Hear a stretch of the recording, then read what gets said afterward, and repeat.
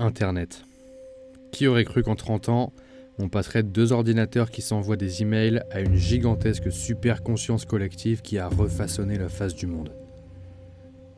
Quand j'étais gamin, avoir un ordinateur dans ma chambre, c'était comme avoir une fenêtre sur un nouvel univers où tout était possible. Au tout début, il y avait les sites web que les gens codaient eux-mêmes, les chats IRC où tu rencontrais des inconnus, et naviguer sur le web faisait de toi un nerd.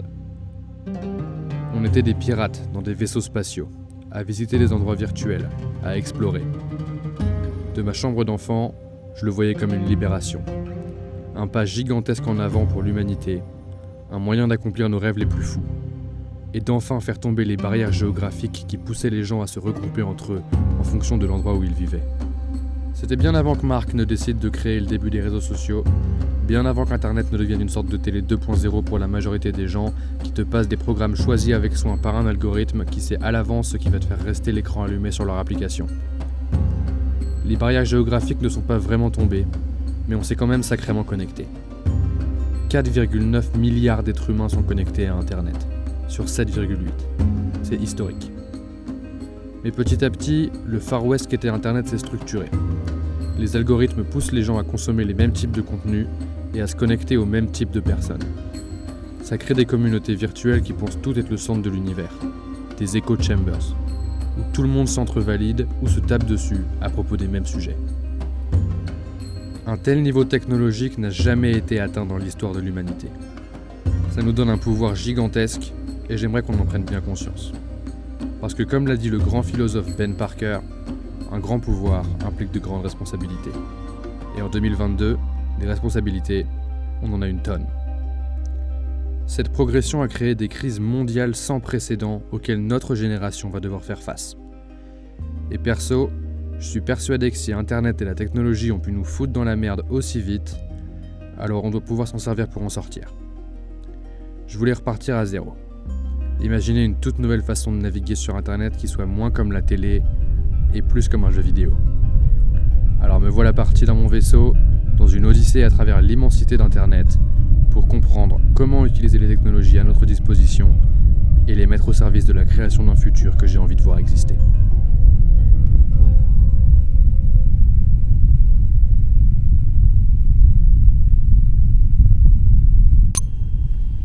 Bonjour, capitaine.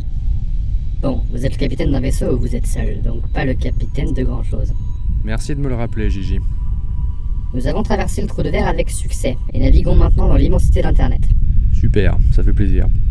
Ce que vous voyez autour de vous, c'est Internet. Enfin, votre recoin à l'Internet. Chaque étoile est un point de data. Une vidéo, un post, il y en a une infinité, plus que votre cerveau humain est capable d'imaginer. Donc on est dans Internet ? Tout à fait. Une superconscience virtuelle connectant actuellement 4,9 milliards d'êtres humains. Et le nombre augmente. Et les orbes lumineuses qui flottent, c'est des vidéos ? Pas uniquement. Toutes sortes de contenus Internet qui sont envoyés vers votre persona virtuel créé par des super-intelligences qui régissent ce monde. Je suis pas sûr de capter, Gigi. Initialisation de la séquence cinématographique. Don't try to understand it. Feel it. Donc tu viens de me citer Tenet, en fait. Amusant, n'est-ce pas ? Bon, même si tout semble fonctionner, il serait utile de checker les différents modules du vaisseau. Je vous laisse regarder ça. Alors, les modules. Ah, YouTube. 1 heure de vidéo est uploadée sur YouTube chaque seconde. 800 millions de personnes s'y connectent chaque mois et regardent un total de 3 milliards d'heures. Un sacré paquet de temps.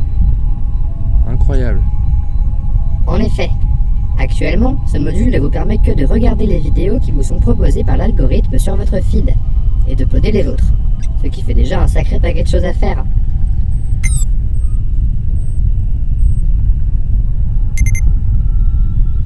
Instagram. Si vous pensez connaître Instagram, vous vous trompez, parce que 2 milliards de personnes s'y connectent chaque mois.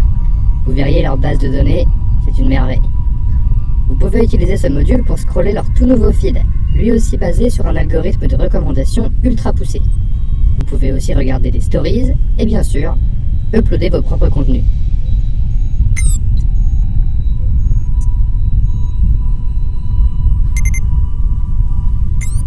TikTok. Le petit dernier.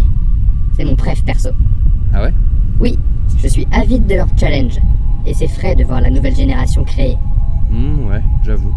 Vous pouvez utiliser ce module pour faire défiler le feed, Recommandé par un algorithme? le plus puissant d'entre eux, selon moi. Génial. Donc ils ont tous inventé un moyen de me montrer du contenu qui me plaît? Pas tout à fait. Leur but, c'est uniquement de vous faire passer le plus de temps possible sur le feed. Mais en l'utilisant correctement, c'est un des outils les plus puissants que l'humanité ait jamais inventé. Ces 3 modules vous permettent de recevoir les transmissions d'autres joueurs. Tout comme vous, ils émettent des messages et les envoient à travers différents canaux de communication qui vous les retransmettent à leur tour. Ouais, c'est Internet quoi. Tout à fait, capitaine. Si d'aventure vous souhaitez mieux comprendre les mécanismes de ces modules, je vous invite à lire leur manuel d'utilisation. Vous pouvez également utiliser ces modules pour transmettre des messages sur Internet. Cependant, certains canaux n'acceptent que certains types de contenus. Merci Gigi. Avec plaisir, frère. Bon, il nous faut de la musique ici.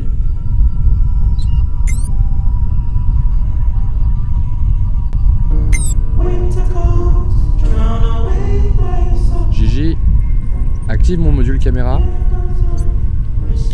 Ça fait un moment que j'hésite à faire cette vidéo. Mais cette fois-ci, c'est la bonne. Il est temps de me lancer, de publier des trucs parce que j'ai trop de choses à vous dire. Trop de rêves à tenter d'accomplir.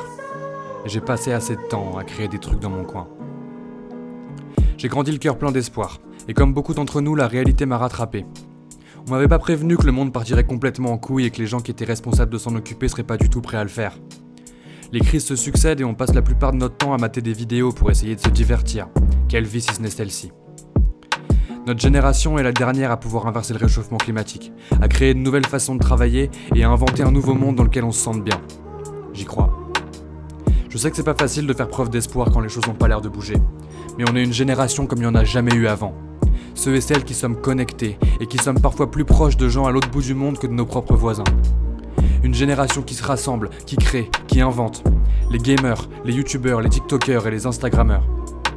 Ceux et celles qui n'attendent pas qu'on leur donne la permission pour commencer à faire quelque chose.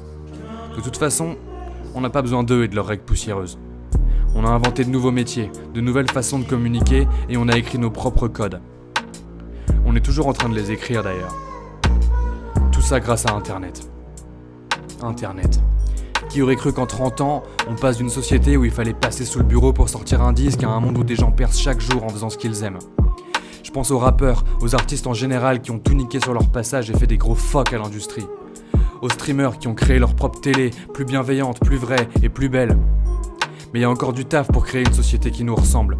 Trop d'entre nous sont encore coincés à bosser pour un patron qu'ils aiment pas dans un bureau poussiéreux qui sent la moquette et le café pour un salaire de misère. Il faut qu'on se rassemble, qu'on fasse éclater les bulles, qu'on apprenne à se parler, à se connaître, à comprendre quelles sont les forces de chaque communauté et qu'on les mette en commun pour créer des trucs jamais vus.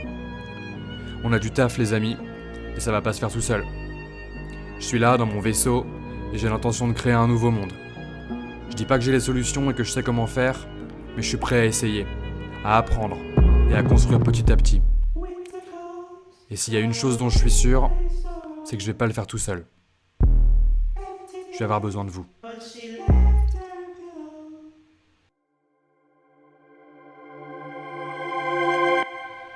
Quand vous êtes prêt, capitaine, dites-le moi. Qu'on passe à la suite.